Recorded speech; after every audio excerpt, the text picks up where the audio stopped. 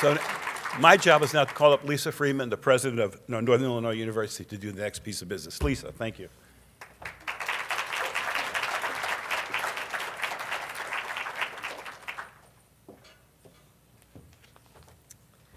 Good morning, everybody. Thank you, Richard, and it is a pleasure to be with you here today.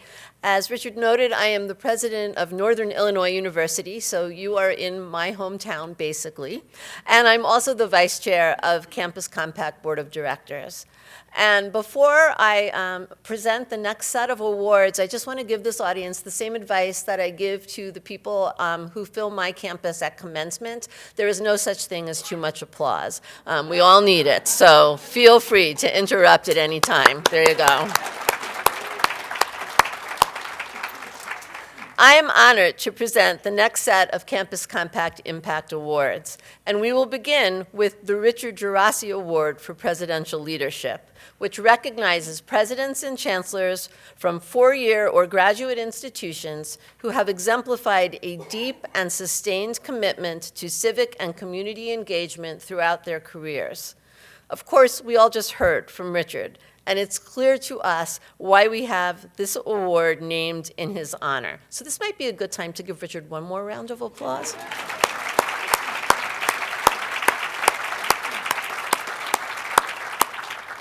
And don't wear your palms out, because we're also lucky enough to have two previous winners of this award with us today. Antonio Tillis, a 2024 winner from Rutgers University, Canton, and Paul Pribenow, a 2020 winner from Augsburg University in Minnesota. Let's give them a round of applause also.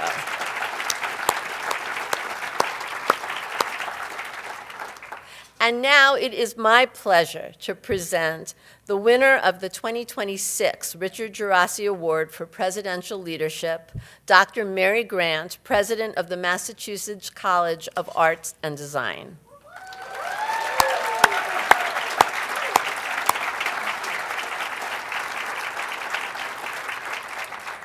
Grant is recognized for her 30-plus years of leadership in public higher education.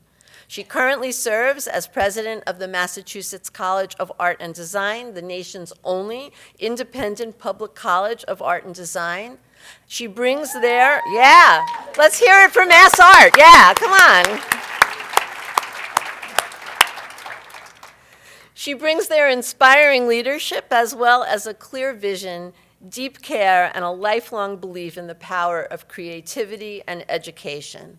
A dedicated advocate for public colleges and universities, Grant has also led the University of North Carolina, Asheville as chancellor and served for 13 years as president of her alma mater, the Massachusetts College of Liberal Arts, advancing civic learning, student success, and institutional growth.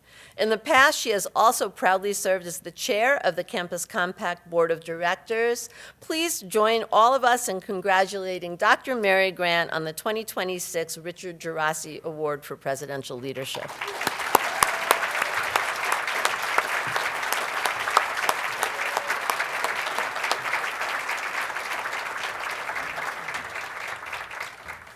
Thank you, Lisa. What a great way to start this day, because Richard looked at the room and he said, "You're all so young." I was just like, yes, yes. So, and what a privilege, because this work of civic good and civic engagement has been near and dear to my heart my whole professional life and personal life. So, and Richard, everything Matt said about you, I would concur, and it's been a privilege to have you as a friend all these years and someone who I have trusted as a confidant. And same thing with Paul Pribenow and Antonio and so many friends in this room that I could go around the room naming everybody, but would be here all day. So I thank you to all the good friends and fellow travelers in this room. And the convening of Campus Compact today, and by the way, before I start, I would really love us to give a huge round of applause to the entire Campus Compact team for their tireless efforts in this work. They have done a huge, really big job. And how about to the staff at the hotel who have taken such good care of us under challenging circumstances? So thank you. You know, the convening language for Campus Compact 26 is that we come together around our shared belief that higher education's greatest strength lies in its capacity to serve the public good and to ground the work in hope. I love those Campus Compact beanies. What a perfect gift for Chicago. And it says right on it, you know, hope. I think we should all wear that year-round. It's perfect. And in the many years that I've worked in higher education, and it has been some time now, I frequently talk about how we get to work in the business of hope. We really do. I believe that profoundly. Higher ed, the work that we do in those institutions are rich, complex, it's creative and challenging, it's future-oriented, it's sometimes messy, it's collaborative, dynamic, and it's human-centered ecosystems. We're much more than what goes on in our classrooms or our studios or our labs. It's that extension into our community, broadly defined, that fulfills our mission, where we get to carry out the work of the public good. And I was reminded of a speech that was delivered on a college campus many years ago by a leader who inspired so many to serve, where the leader talked about the importance of an educated citizenry, the intersection of education and the public good. And I'm going to paraphrase a little from those remarks because they feel so timely to me. We live in an age of movement and change, both evolutionary and revolutionary, both good and evil. In such an age, a university has a special obligation to hold fast to the best of the past and move fast to the best of the future. This nation is now engaged in a continuing debate about the right of a portion of its citizens. But this nation was not founded solely on the principle of citizens' rights. Equally important, though too often not discussed, it is the citizens' responsibility. For our privileges can be no greater than our obligations. The protection of our rights can endure no longer than the performance of our responsibilities. Each can be neglected only at the peril of the other.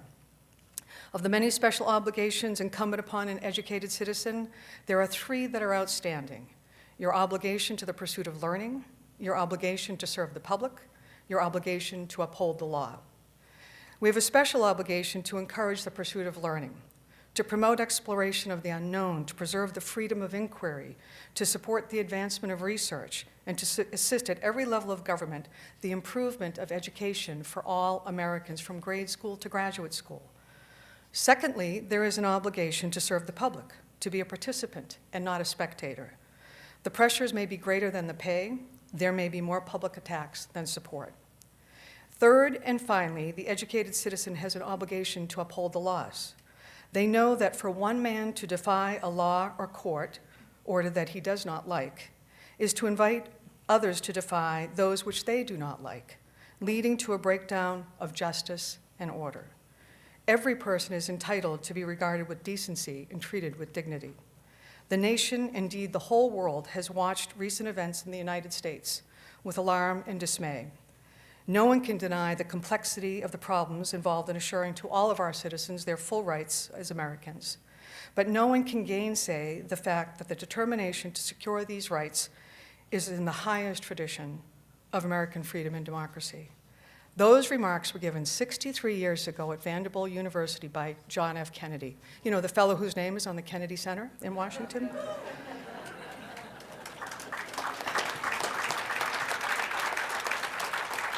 And it speaks about the intersection of education, civic good, the public good of higher education. It speaks about the work of democracy. Those remarks to me feel so evergreen. They were delivered as a call to action. They were in response to the battle over civil rights and freedoms, and they were in response to the violence and oppression taking place over the country during that time. But they were hopeful at the same time because it was a charge, it was a call to action. And it was reminding us that democracy is at its core a creative experiment, an experiment that is unfinished and imperfect, and one that we are painfully aware must continuously be strengthened. And that's the work that we're all doing here together. It is work that requires us to be actively and audaciously hopeful. That's what the hats tell us to do. So wear the hats, remember that. It's work that takes us to imagining a collective future, to give shape to the inclusive aspirations of all of the people in our communities, and to continually rework what justice and equity looks like in those conversations. It is work that is never finished. It requires participation, dialogue, and the openness and courage to see the world not only as it is, but as we hope it to be. It's aspirational work. It allows room for varying perspectives and interpretations, and at its best, it creates space for differences across dialogue. And every day I do that work with artists, designers, makers, thinkers, creative problem solvers, and creative problem seekers who put to work the skills and designs of creativity, curiosity, empathy to solve problems. They are citizen artists. We are all citizen artists. And when our students grapple with design problems, when they learn to weigh perspectives and honor context, they're bringing forward differences that help us to see one another in new ways. When they generate dialogue through images, through artwork, through things that unite us, they remind us of voices who we also do not see. They bring others into the conversation. And when they present their work to peers, the skills that they develop to provide feedback, to listen deeply, to take that work in, to do better the next time, to bring others in, is powerful. It forms civic life. These are precisely the skills that democracy needs to thrive. That's the work we're doing here together. And in doing this work, we must remain hopeful. That's what this convening is all about and all around. But it is the kind of hope, it's an active hope. It's action-oriented hope. It's hope that is audacious and bold and pushes us forward. As the activist and artist Mariam Kabe said, hope is less about how you feel and more about the practice of making a decision every day that you're still going to put one foot in front of the other, that you're still going to get up in the morning. It's work to be hopeful. It's not like a fuzzy feeling. You actually have to put energy and time into it. You have to be clear-eyed, and you have to hold fast to creating and sharing a vision. It's a hard thing to maintain, but it matters to have it, to believe that it's possible to change the world. Or as President Kennedy said to us, let us be participants, not spectators. Or as that famous son of Chicago, Jesse Jackson, said, at the end of the day, we must go forward with hope and not backward by fear and division. Thank you all very much.